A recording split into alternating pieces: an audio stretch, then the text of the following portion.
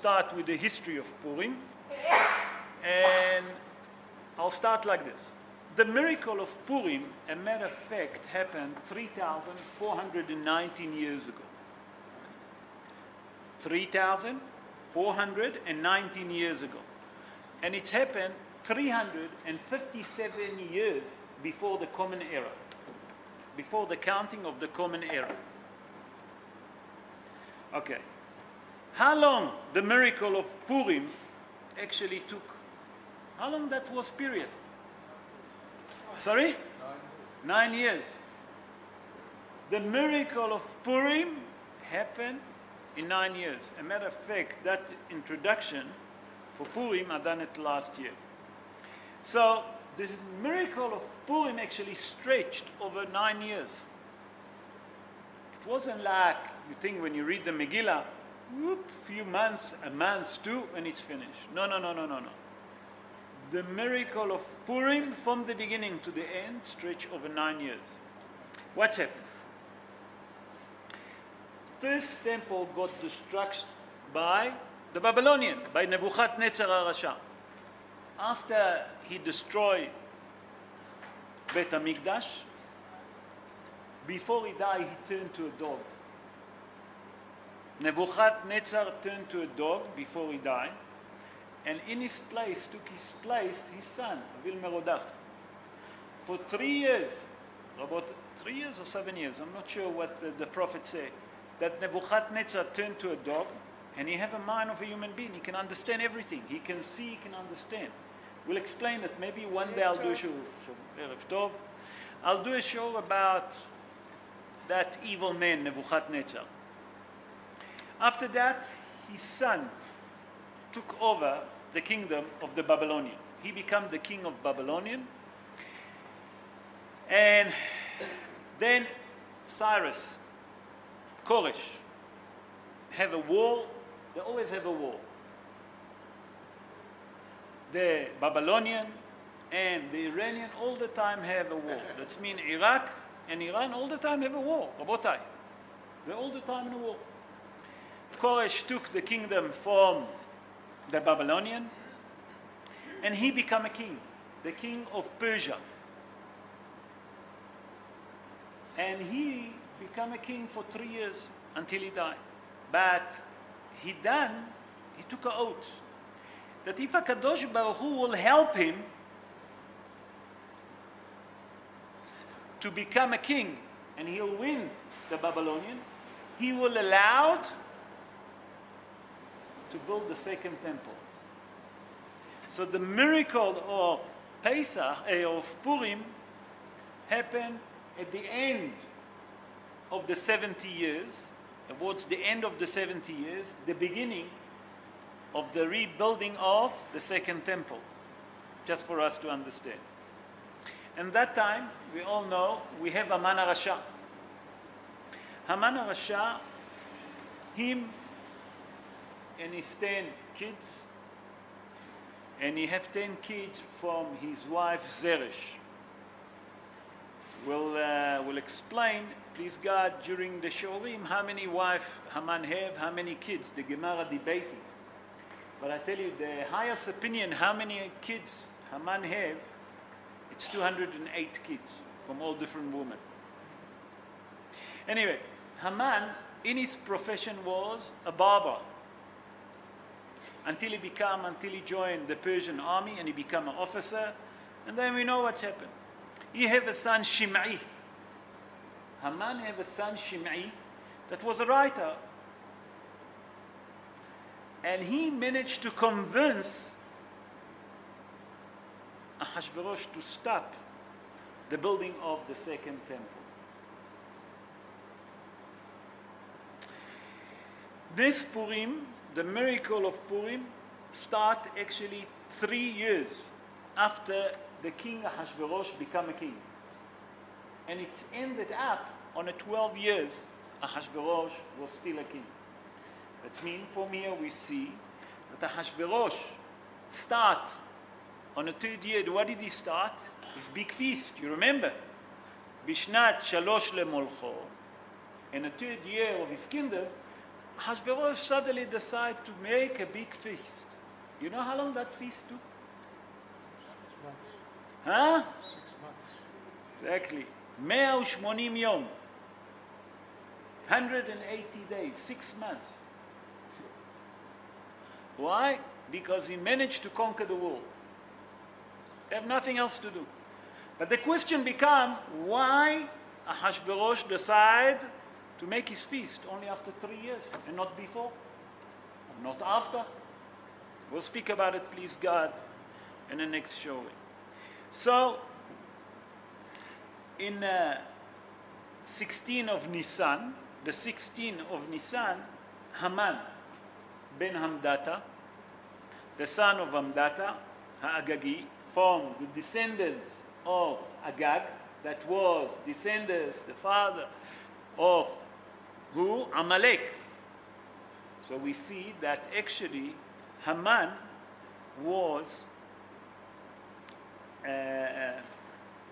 what do you call it, from the descendants of Amalek. You know how long Haman was the second vice to Paro? How many days? I'm giving you a help here. 70 days, that's all.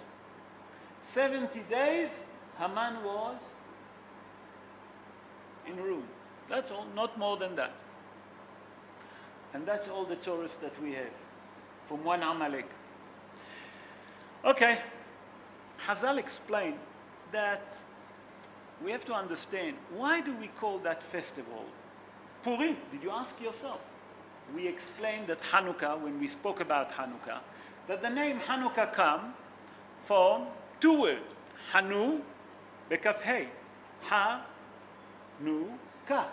That means that the Jewish people actually rest from the enemies on the 25th.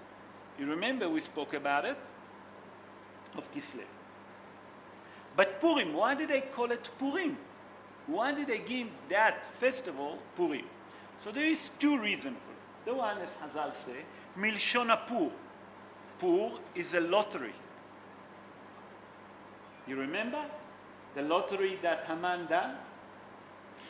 When can he decide that he can finish with the Jewish people? Milshon Pur. Pur is a lottery. Also, I don't know how many of you know, but Haman and Ahasuerus, the king Ahasuerus, have a deal.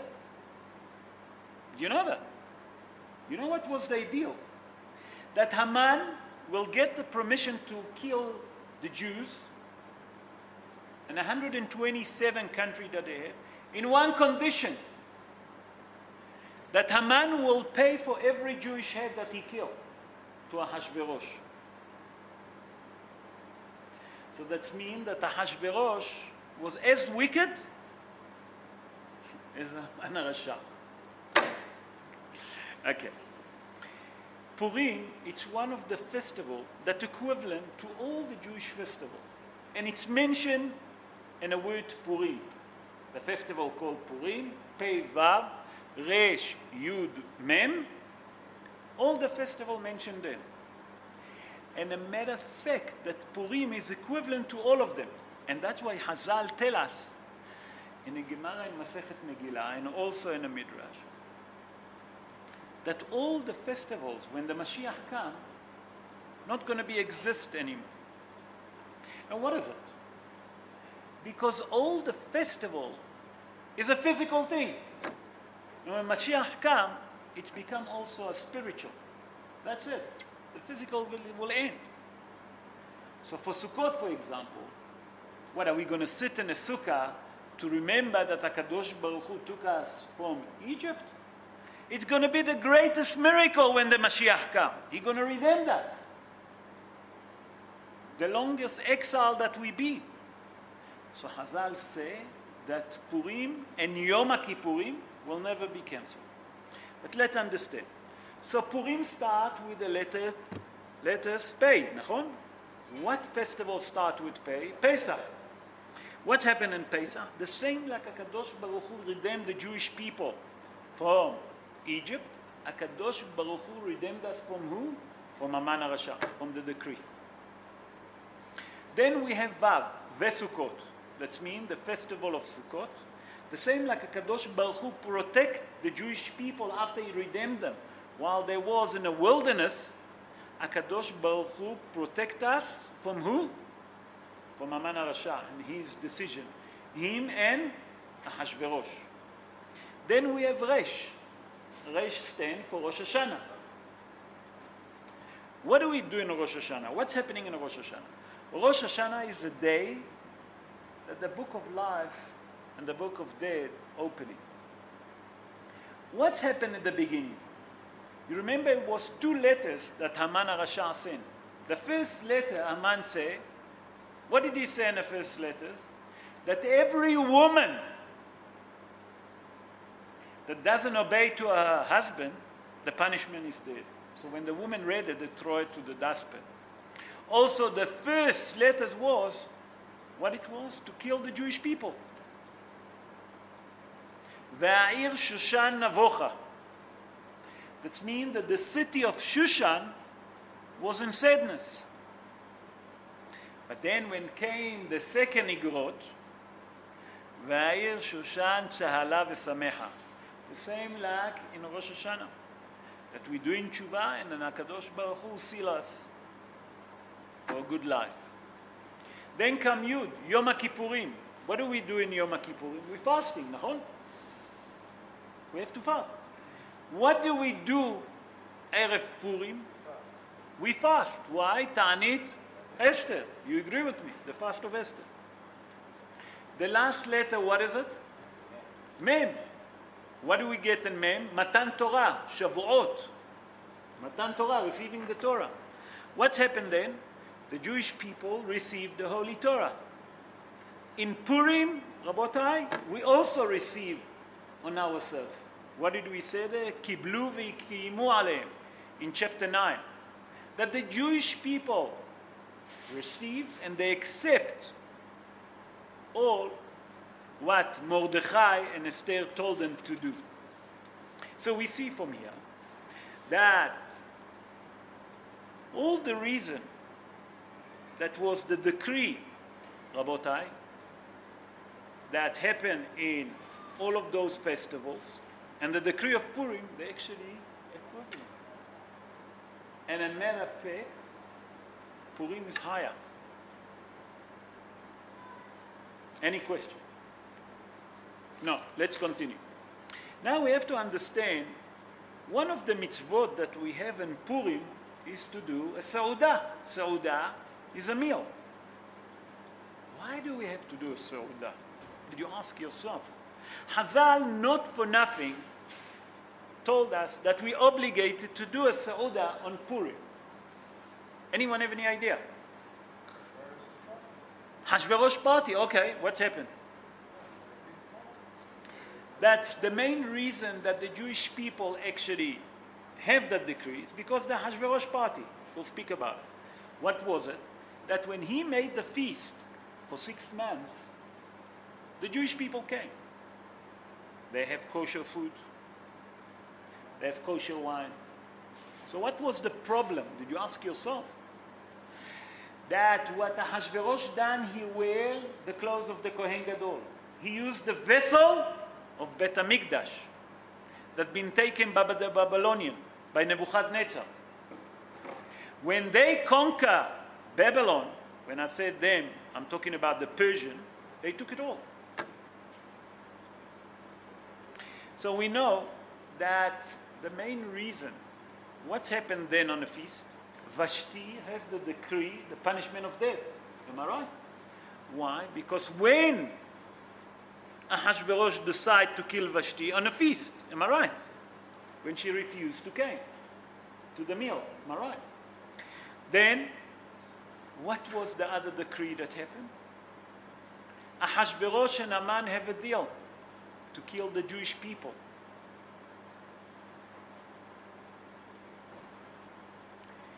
What's happened again in a feast? When Esther done her feast, they canceled the decree. In Esther feast, also Haman HaRasha been hanged, been punished to death. What did Ahasuerus say? Mi hu ze ve'eize hu. Like he doesn't know who's the wicked person. He forgot that he was a partner with Haman. Oh, yeah. So now we understand, yes. And therefore, we have to understand why Hazal constitute for us that we should do a Seudah in Purim, in merit of those things that happen in a feast, in a feast of Ahasuerus, and in a feast of Esther HaMalka. That's why Hazal constitute for us, it's one of the mitzvot that we have, is to have a feast on Purim. I'll stop here for question. Yes, Brian? So the woman now also obligated to do that? Sorry, the woman obligated for? For that mitzvah? Sure. Everyone obligated. Why? Why? Why they obligated? No, woman, help me. Why are you obligated to eat? Because the women have also a decree. When Haman made the decree to kill the Jewish people, he didn't have any different if it's a male, female, old, young, babies. He wanted to kill, to destroy everyone. We'll speak about it. So they're also obligated for the feast. Now, we have to understand, why did Haman HaRasha decide to make the lottery and decide to make the decree dafka on the month of Adar? Did you ask yourself? So on the pshat of the dvarim that Hazal explained, because you have to understand, who was Haman HaRasha? Haman HaRasha was a witchcrafter, one of the biggest witchcrafters that you know. Idol worshipper, a sorcerer. Haman was from the descendants of Amalek. The Amalekim, all of them was witchcrafting. How do we know that? Because the prophet tells us that when Shaul asked, did you kill? Sorry. Shaul asked Shmuel, Shmuel asked Shaul, did you kill all the Amalek? He said, I just left. Who did I left? The woman and the tzon. He said, what? You left them? They turned themselves to goats, to kosher animal. If you look at the commentaries. So Haman was a sorcerer and a witchcrafter. And he knew 70 generations later on, after Amalek, Haman was 70 generations to Amalek. He knew that Moshe Rabbeinu, that redeemed the Jewish people from Egypt, when did he die? 7 of Adar. Nachon? But he didn't know that Moshe Rabbeinu born in 7 of Adar. Okay, so let's say that. But the Mefarshim ask, in that case, why Dafka he chose the 13 of Adar to kill, to destroy all the Jewish in one day? On the 13th of Adar, and that's what we do in the fast of Esther. The fast of Esther is on the 13th of Adar. So why Dafka on the 13th of Adar, Rabotai? And that's the question. No, Stevie, help me. I need help. Anyone? Ladies? I tell you what. If you count, we say that Moshe Rabbeinu, when is he die? 7 of Adar. You agree with me, Leon? You the Hevra Kadisha, you fasting. If you look from 7 of Adar to the 13th of Adar, there is 7 days. That's the Shiva, the 7th day of Shiva. Haman HaRasha say,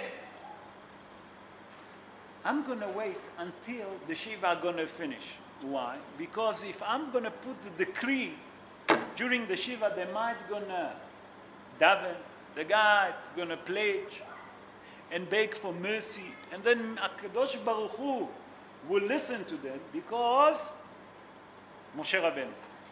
Haman HaRasha said, no. I'll wait another 7 days that the complete 7 days of Shiva are going to be finished, and then I'll do the decree.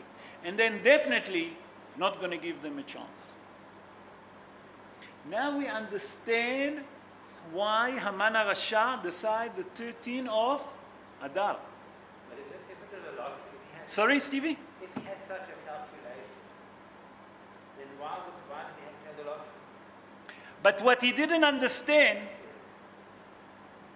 that Adar, and Hazal tell us, Masechet Ta'anit, Gemara Masechet Ta'anit, Bavli, Kaftet Amud Bet. Hazal tell us that if a person have a decree, have a judgment, or have a dispute with a Gentile, remember that. Now it's the time to go to court. Why? Because the lack of the Jewish people, it's on the top. So if a person have any dispute, any judgment with a Gentile, now it's the time to go to court. Now we can win the case. Why? Because Adar, Hazal explain, what is the star sign of Adar? Let's speak a bit about astrology. I didn't plan that. What is it? Fish. Nahon? What's so special about fish? That they multiply. Why they multiply? Because the evil eye doesn't control them. Why? Because you don't see the fish in the sea. Am I right? It tells you that in the month of Adar, the Jewish people get multiplied. And no one, at that time of the month, can harm the Jewish people. You want to do business? That's the right time. You want to sign contract? The month of Adar. Do you follow? Not only that, Hazal tell us, whoever born in Adar, no witchcrafting. That means sorcery, witchcrafting. A magician, nothing can happen to him. He's above. He's protected. Because he's born in a star sign of Adar. Anyway, let's continue. Now the second question that becomes, why do we have to drink wine on Purim? To be a bit chicker, you know. Rabota, when I say shika, it's not to be papalas. Hazal didn't say that. Hadeh de lo yada. What does it mean, hadeh de lo yada? That he can't tell the difference between the wicked Haman and the blessed Mordechai. You follow what I'm saying? No, and I'll tell you what the Rambam say. The Rambam say that a person should drink a little bit more than what he gets used, that he fall asleep, and then he can't tell the difference. You understand? Not to get papalas and to vomit and to make other people get upset. Or to lose his temper, to break. Everyone, according to everyone, know when he drink how he behave. But Hazal tell us to drink a little bit more than what you get used to. And then fall asleep. And then you don't know the difference between Haman and Rasha. And Haman HaRasha and Baruch Mordechai. So now let's go back to the question. Why do we have to drink? On a simple explanation, that if you look, all what's happened, all the miracle, all the occasion, all the coincidence that happened, if you want to call it coincidence, but they're not, because there is no coincidence. Because the word mikra in Hebrew, rak mi Hashem, to tell us that everything happened on a wine.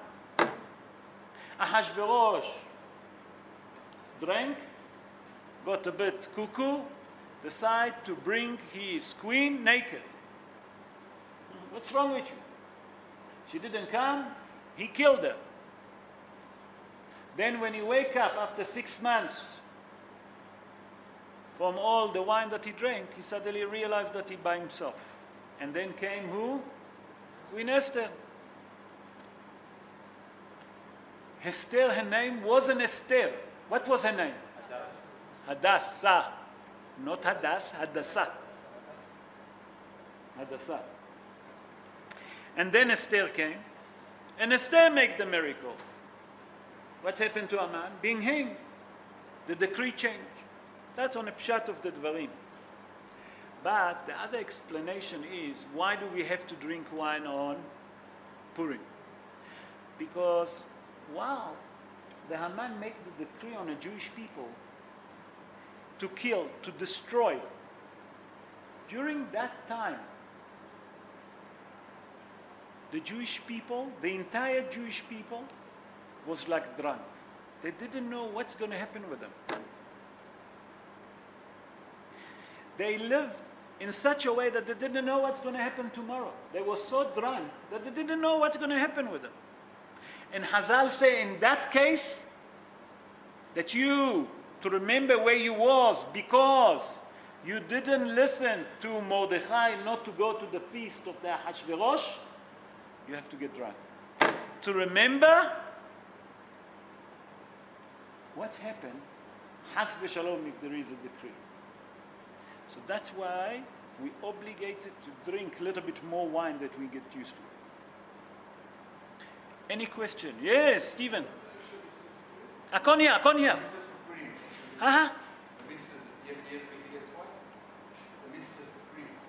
The mitzvah of? Mitzvot of Purim. The mitzvot of Purim. Number one, we have Kriyat HaMegillah, to read the Megillah at night and the day. Nachon? You agree with me? Matanot la'evyonim. Everyone understand what is it? Matanot la'evyonim. Money to the poor person. Mishloach manot ish lere'eu ve'seuda. 4. Remember, 4 mitzvot we have on Purim. Yes, Brian. When you say drinking, you're supposed to be getting a little bit more drunk on wine or getting into whiskey or anything else? לכתחילה, Hazal say that אין שמחה אלא בבשר ויין. What does it mean? Hazal tell us that the person who want to be happy should eat red meat and drink wine. That's what make a person happy. For example, me, very difficult for me to eat red meat. I can't. I don't enjoy it. It just make me heavy. So I eat chicken, but it doesn't make a difference. If you not enjoy wine, there's people that suffering from, what do you call it, gout. So they can drink vodka. I don't know, they can drink whiskey. There's so many. But lehatchila with the wine. Why? Because the miracle happened over the wine. But there's no Pacific. It's just the Adeh lo yada. But until you don't know between bless Mordechai and curse Haman HaRasha. Sorry, say again?